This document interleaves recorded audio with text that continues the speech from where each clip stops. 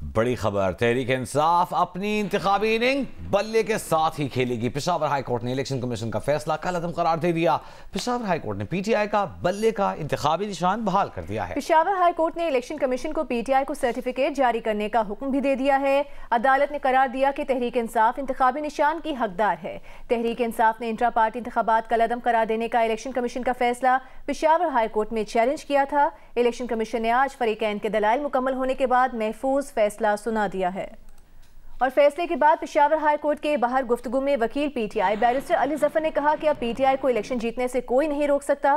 Peshawar high court ने कानून के मुताबिक फैसले करने की रिवायत कायम की। इलेक्शन कमीशन के पास इंट्रा पार्टी इलेक्शन को कल अदम करार देने का कोई इख्तियार नहीं था, ये कहना था बैरिस्टर अली जफर का।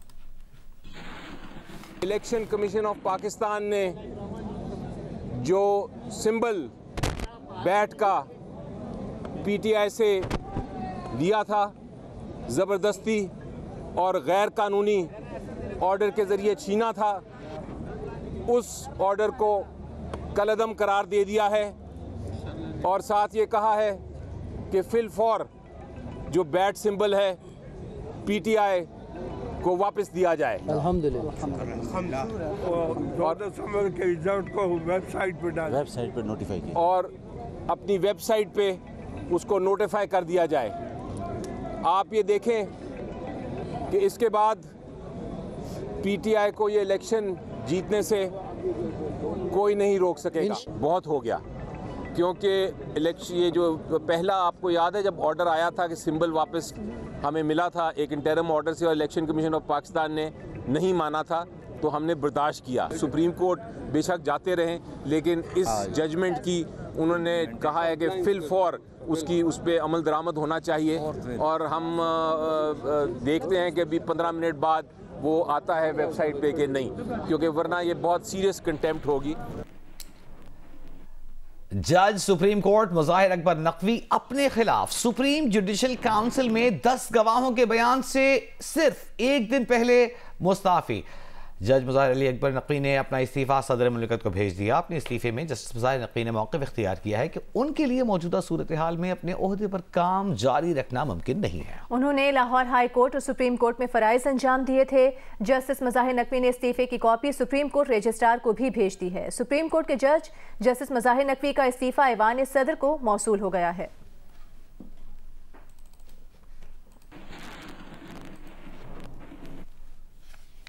रहनुमा नून लीग ख्वाजा आसिफ ने सुप्रीम कोर्ट के जज जस्टिस मुज़ाहिर नकवी के इस्तीफे पर रद्द-ए-अमल देते हुए कहा है कि इस्तीफे की मंजूरी काफ़ी नहीं होगी। सियासतदान की तरह जज साहब और उनकी औलाद के एहसासों की छानबीन होनी चाहिए।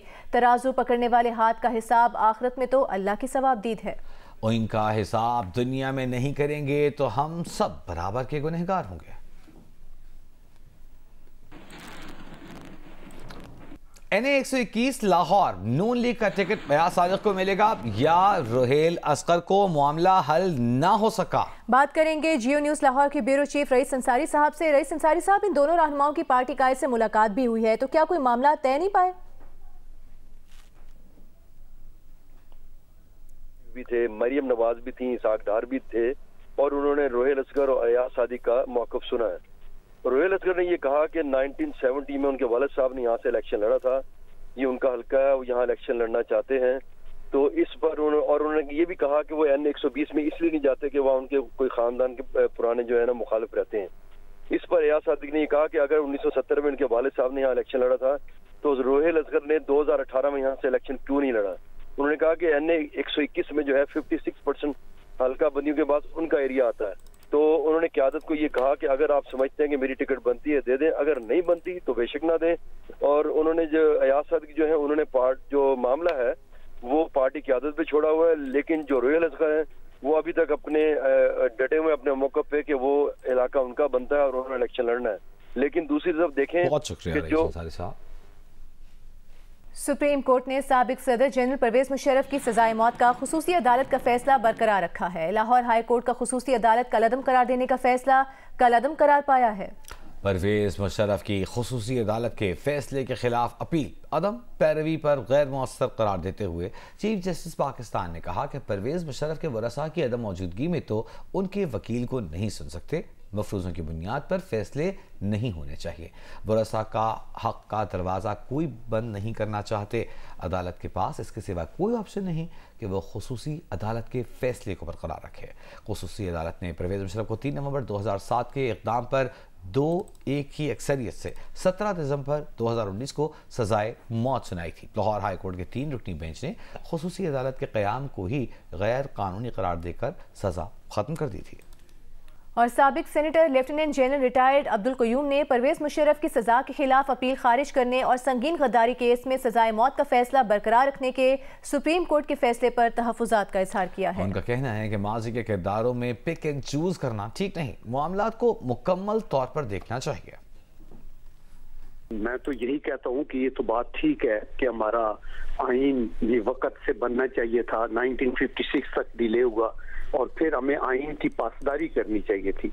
लेकिन आप ये देखें कि over a period of time आइन टूटता भी रहा और लेकिन उसमें फिर जिम्मेदारी सिर्फ मिलिट्री की उन कमांडर्स की नहीं थी। उसके अंदर वो बहुत बड़े बड़े बैरिस्टर्स थे जो उनको डिफेंड करते रहे और अदलिया थी जो उसको रेगुलराइज करती रही और बहुत से पॉलिटिशियंस थे जो उनके साथ शामिल होते रहे और वो फायदे उठाते रहे। वो चीफ मिनिस्टर बने, बहुत सी पोस्टों के ऊपर गए। तो मेरे ख्याल में कि ये जो है माजी की इस तरह से पिक एंड चूज वाला मसला जो है वो ठीक नहीं है। हमें पूरे तौर पे देखना चाहिए। Pakistan electronic media regulatory authority और लेबनान की ऑडियो विजुअल काउंसिल के दरमियान ताउन के लिए मुफाहमत की याददाश्त पर दस्तखत कर दिए गए। पेमरा के एलामिया के मुताबिक मुफाहमत की याददाश्त पर दस्तखत गुज़िश्ता रोज़ बैरूत में एक तकरीब के दौरान किए गए थे। National audio visual council Lebanon के सदर अब्दुल हादी महफूज और पेमरा की जानिब से लेबनान में पाकिस्तान के सफ़ीर सलमान अतहर ने दस्तावेज़ पर दस्तखत किए। सदर CNA लेबनान अब्दुल हादी महफूज ने इस उम्मीद का इजहार किया कि MOU पर दस्तखत से पाकिस्तान और लेबनान के दरमियान मजबूत और पायदार ताल्लुकात उस्तवार होंगे। चेयरमैन पेमरा मोहम्मद सलीम बेग ने कहा कि पाकिस्तान और लेबनान के दरमियान मजबूत और बरादराना ताल्लुकात हैं। इस मुफाहमती याददाश्त की बदौलत दो तरफा ताल्लुकात और ताउन को मजीद तक़वियत मिलेगी। तुर्बत शहर में फायरिंग से NA 258 से नून लीग के उम्मीदवार असलम बुलैदी जख्मी हो गए। डिप्टी कमिश्नर केच हुसैन जान के मुताबिक असलम बुलैदी की गाड़ी पर तुर्बत शहर के मेन रोड पर फायरिंग की गई। असलम बुलैदी साबिक सूबाई वजीर और सेनेटर भी रह चुके हैं।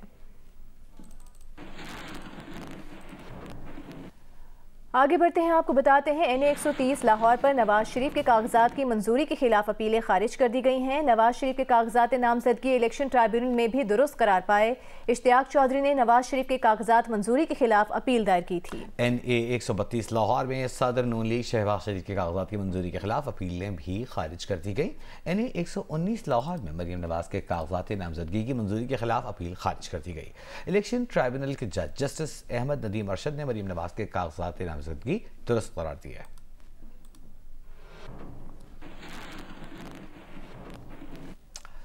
NA 130 लाहौर में मुस्लिम लीग नून के कायद नवाज शरीफ का मुकाबला PTI की डॉक्टर यास्मीन राशिद से होगा। इलेक्शन ट्राइब्यूनल ने जेल में कैद PTI रहनुमा डॉक्टर यास्मीन राशिद को इलेक्शन लड़ने की इजाजत दे दी है। रिटर्निंग अफसर की जानिब से यास्मीन राशिद के कागजात नामजदगी मुस्तरद किए गए थे। इलेक्शन ट्राइब्यूनल ने कागजात मुस्तरद करने का रिटर्निंग अफसर का फैसला कलअदम करार दे दिया। मुस्लिम लीग नून की मंशूर कमेटी के सरबराह सेनेटर इरफान सिद्दीकी ने कहा है कि मंशूर कमेटी ने 36 में से 30 शोबों की सिफारिशात की मंजूरी दे दी है। मंशूर के बाकी 6 शोबों के मुतालिक निकात के लिए मुशावरती इजलास पीर को होगा।